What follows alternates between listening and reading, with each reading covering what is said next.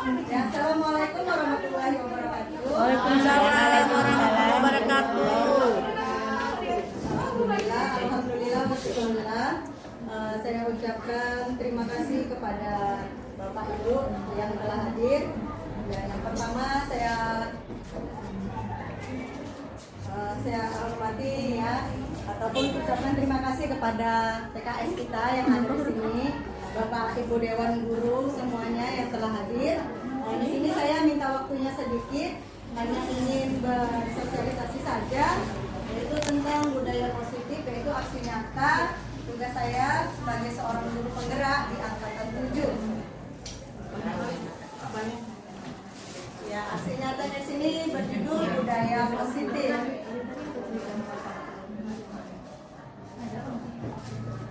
Ya, menurut Ki Hajar Dewantara, pendidikan yang sebenarnya itu adalah menuntun. Ibarat kita menuntun seorang anak, potensi berjalan itu sebenarnya sudah ada. Kita hanya menuntun biar dia bisa tegak, dia bisa melangkah sendiri dan tidak jatuh. Bukan kita yang membuat dia berjalan. Dia sudah punya potensi sendiri. Ya, seperti pendidikan kita, seperti kita sebagai seorang guru, kita ini tugas kita hanya menuntun anak-anak. Ya, arti yang sebenarnya itu maksud dari pendidikan, menuntun segala kekuatan kodrat yang ada pada anak agar mereka sebagai manusia dan sebagai anggota masyarakat dapat mencapai keselamatan dan kebahagiaan yang setinggi-tinggi. Jadi pendidikan itu menuntun membangun potensi anak sehingga ia menjadi manusia yang seutuhnya, yang selamat dan bahagia selamanya. Itu harapan kita ya Bapak Ibu ya. Kemudian ya, pemikiran filosofi Ki Hajar Dewantara. Yang pertama menuntun. Ya, kalau menghamba kepada anak, menuntun mewujudkan dalam keteladanan sebagai seorang guru dalam proses pendidikan. Kemudian kodrat alam dan kodrat zaman. Kodrat alam itu potensi atau bakat yang sudah dimiliki oleh anak-anak kita. Sebenarnya kan sudah ada ya Bapak Ibu, anak-anak ini bakatnya gitu, potensinya apa. Kemudian kalau kodrat zaman, ya kita mengajar mengikuti gaya anak sekarang yang ada gitu.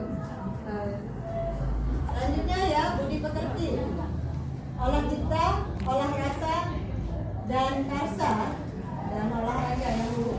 Kemudian menghamba pada anak, ya mungkin kalau kata menghamba ini agak kan nggak mungkin seperti itu. Rumput. Ya, Pak Ibu. Iya. Kalau gagal ya tumbuhnya rumput. Ya, kalau kita ibaratnya menanamnya itu dengan sungguh-sungguh, dengan ya sesuai dengan ya kalau apa berbumbung atau apa ya, kalau pendidikan kita menuntunnya itu dengan sesuai dengan minat bakat dia, kodrat dia, ya insya Allah ya Bu, dia bisa menjadi apa yang kita inginkan, yaitu dia bisa bahagia, dia selama-lamanya. Ini hanya gambarnya.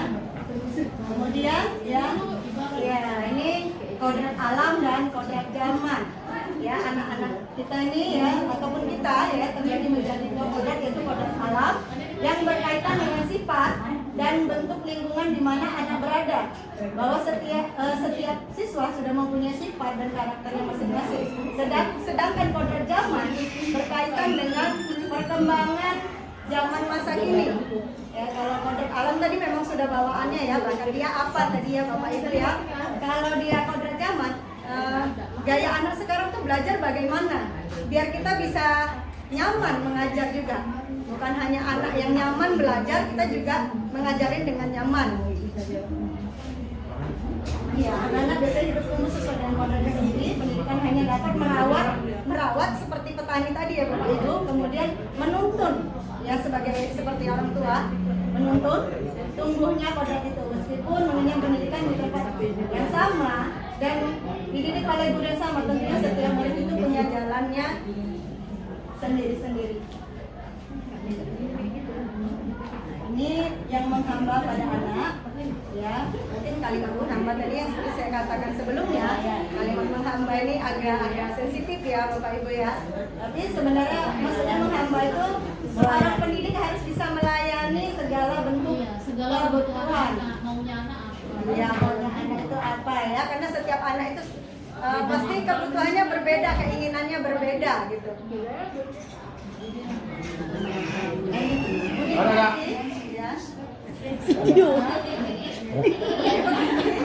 Iya, ada iklan. Keseimbangan antara cinta, rasa, dan karsa. Jadi melatih anak untuk memiliki kesadaran diri yang untuk menjadi diri sendiri. Dan demikian akan terlahir generasi yang bijak dalam menghadapi permasalahan. Ya, kita berarti di sini menuntut anak menjadi anak yang mandiri, ya, dapat mengatasi masalahnya sendiri.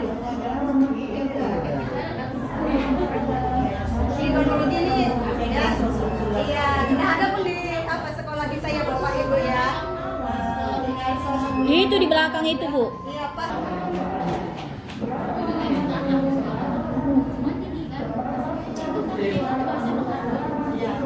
Nah, selanjutnya itu pertanyaannya hubungan dalam menjalankan Boleh itu dikasih masukan untuk guru penggerak. budaya positif selanjutnya yaitu seperti dia ini menurut Bapak Ibu ya, setuju atau tidak setuju ya, hukuman dapat mendisiplinkan anak. Yang kedua, pemberian hukuman dengan hal positif seperti membaca atau membersihkan halaman sekolah dapat meningkatkan disiplin anak. Yang ketiga, memberi penghargaan dapat meningkatkan motivasi belajar anak. Ya. Menurut Bapak Ibu, hukuman seperti ini setuju atau tidak? Mendisiplinkan anak. Ya, cara Setuju, mendisiplinkan tergantung hukumannya juga sih, Bu. Ya, tergantung hukuman dan tergantung anaknya. Ya kan Bapak Ibu?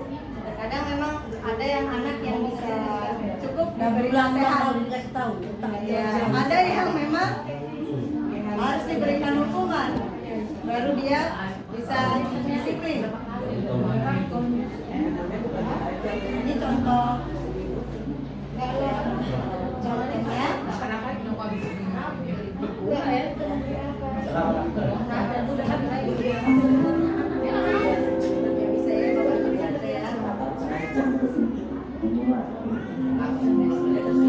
Contohnya contoh tadi kepala tangan.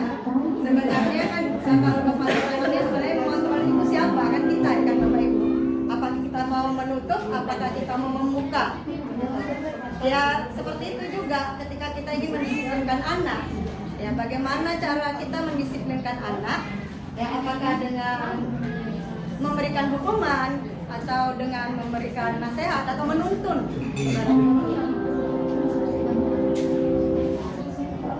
Contohnya ya contoh ilusi guru mengontrol murid mungkin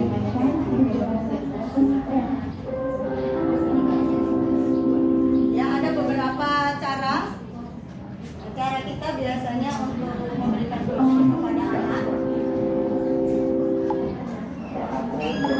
Ada dengan cara tadi memberikan hukuman, ada dengan cara membuat mereka merasa bersalah ya, dengan ya kita memberikan mereka masukan gitu, memberikan nasihat tapi dengan mereka merasa bersalah. Ada juga orang dewasa jangan memaksa ya.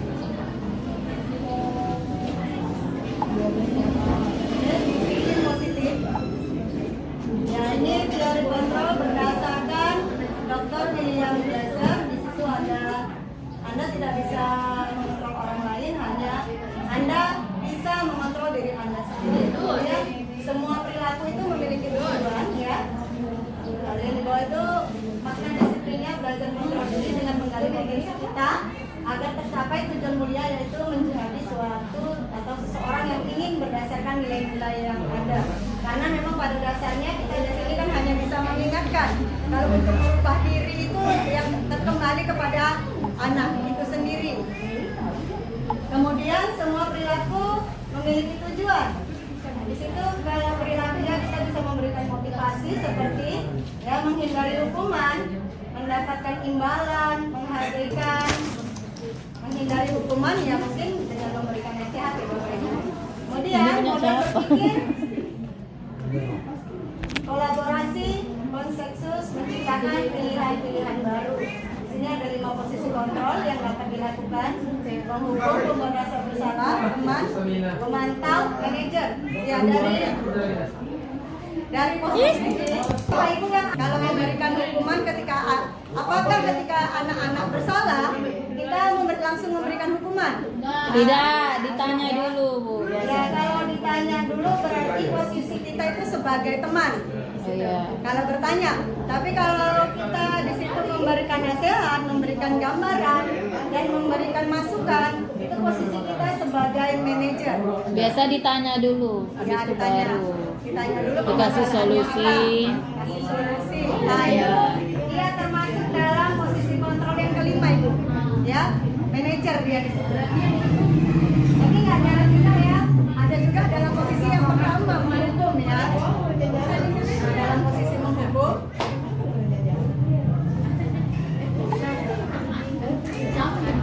Pi, jalannya dari sini ya Pi. Jalannya dari sini. Ya, selanjutnya apa? Apakah makna disiplin? Ya, disiplin Kak. ini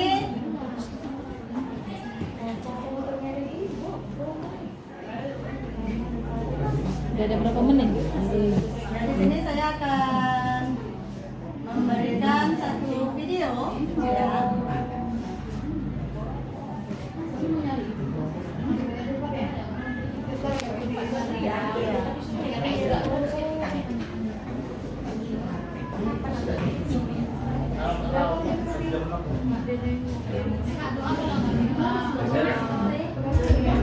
Ya, kita bisa lihat video Bapak Ibu, nanti diberikan tanggapan ya Bapak Ibu dan videonya. Ya.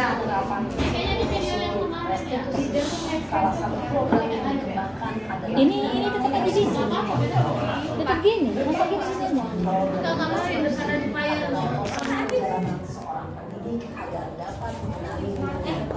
Pada video kali ini, kita akan membahas tentang 5 posisi kontrol yang dikembangkan oleh Brian Wilson dan John Polk. Dari situ aja. Enggak apa dulu.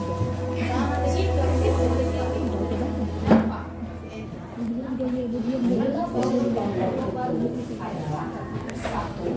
Posisi pemberi, 2. Posisi pembuat merasa bersalah, 3. Posisi teman, Jangan pernah dua ya. posisi pemantau atau monitor, dan 5. Posisi manajer. Untuk lebih memahami 5 posisi tersebut, mari kita saksikan kasus kemarin yang berlambangkan 20 menit dan melihat bagaimana 5 posisi kontrol dalam menghadapi masalah tersebut. Udah ya dapat. Ini Bapak Ibu contohnya. Ini contoh yang pertama itu adalah posisi penghukum.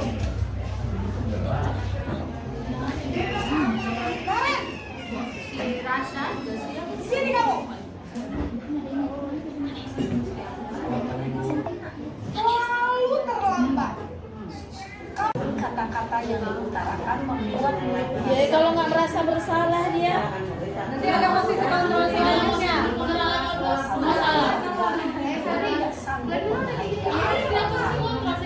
Tapi terkadang dengan merasa bersalah tuh dia jadi muhasabah diri loh.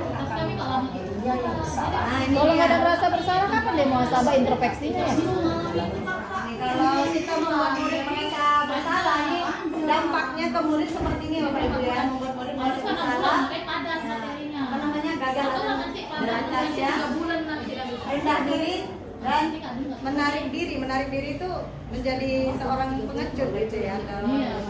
Oh gitu. Tapi kalau rendah diri dia Ya ini makanya dia, kalau kita memang kan tergantung muridnya juga bagaimana.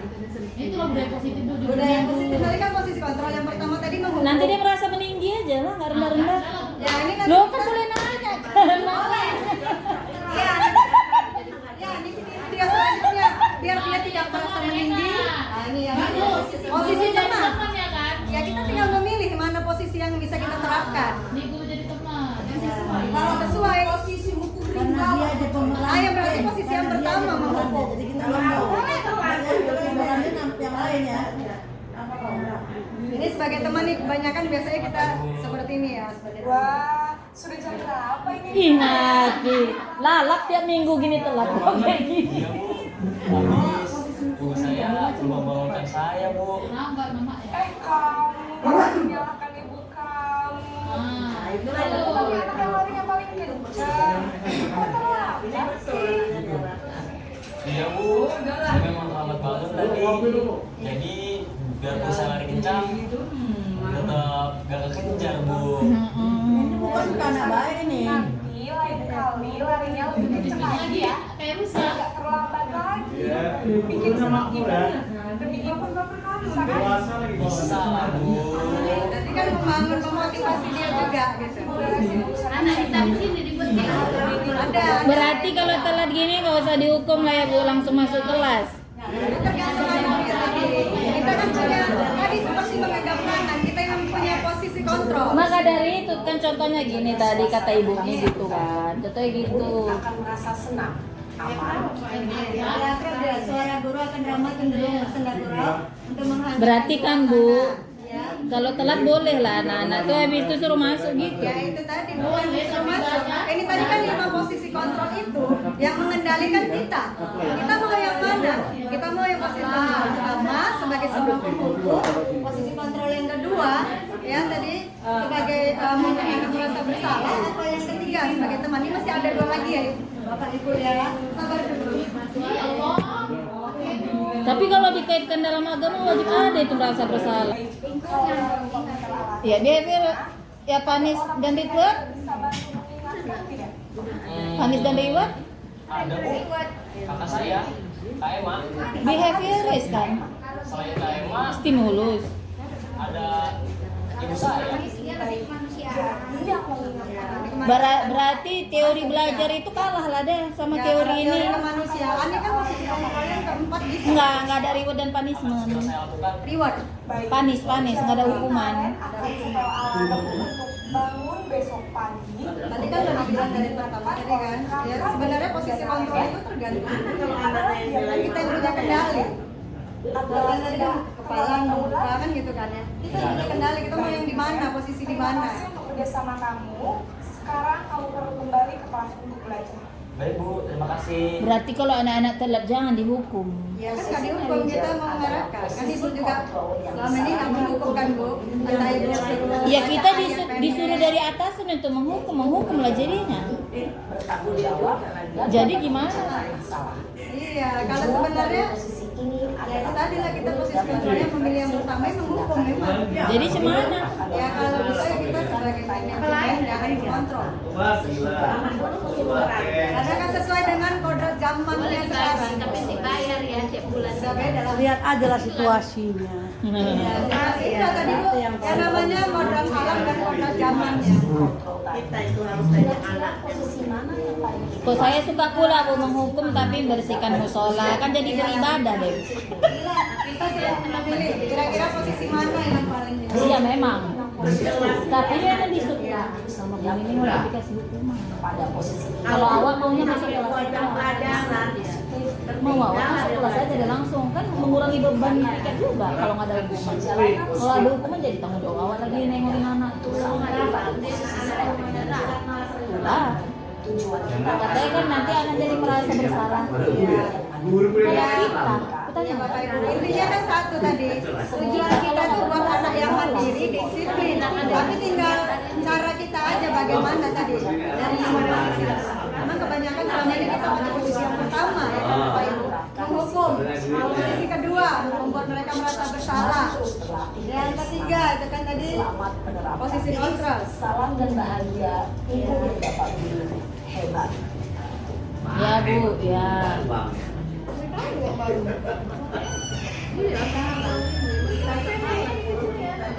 Bapak Ibu. Mungkin presentasi kita tadi agak ini ya kan. Itulah memang pendidikan kita sekarang ini ya Bapak Ibu. Bagaimana cara kita mengikutinya kan tadi kan ada kodrat alam dan kodrat zaman, cara kita mendidik itu. Bagaimana cara kita menuntun anak? Apakah kita sesuai dengan kodrat alam, yaitu sifat dari bawaan dia, ya? Kalau kodrat zaman itu ya sesuai dengan kondisi sekarang ini di apa namanya era apa namanya sekarang digital ya. Dan posisi kontrol itu tadi kan ada 5 tadi saya katakan ya, itu tergantung kita. Kalau untuk yang posisi yang keempat dan kelima mungkin agak berat ya kan, tapi ya itulah memang fungsi kita ya sebagai seorang guru, yaitu menuntun tadi bagaimana membuat anak menjadi anak yang mandiri, menjadi anak yang disiplin. Ya Bu. Mungkin itu aja yang bisa saya sampaikan. Terima kasih atas kehadiran Bapak Ibu, dan saya ucapkan Assalamualaikum warahmatullahi wabarakatuh. Waalaikumsalam warahmatullahi wabarakatuh.